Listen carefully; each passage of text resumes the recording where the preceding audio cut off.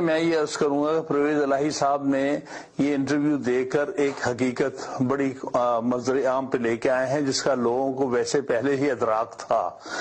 لیکن میں یہ کہوں گا پی ٹی آئی کا ایک فاؤنڈر ممبر ہوتے ہوئے اس وجہ سے پارٹی کو بہت نقصان پہنچا۔ جس قسم کے لوگ وہاں سے لے کر ہماری پارٹی میں بھیجے گئے، ان لوگوں نے اس پارٹی کی جو بنیادی روح تھی اس کو تبدیل کر کے رکھ دیا، اور آج جس شکل میں پارٹی ہے وہ شکل نہیں ہے جو کہ ہم نے کنسیو کی تھی، جس پارٹی کو ہم اپنے آئیڈیالوجیکلی لے کے آنا چاہتے تھے، جس میں ہمارے بہت سے اچھے مقاصد تھے کہ اس ملک میں الیکٹورل ریفارم، لینڈ ریفارمز اور بہت سارے اچھے کام جو ہمارے مقاصد میں تھے، ان کا ان لوگوں نے جو کہ اسٹیبلشمنٹ کے ہمیشہ سے لوگ رہے تھے تو ایک پارٹی چھوڑ کے دوسری پارٹی میں جاتے تھے، اور ان سب کو پہلے یہ حکومتی پارٹی میں تھے پھر پی ٹی آئی میں ڈال دیے گئے، اور پی ٹی آئی جو اچھی بھلی ایک پیور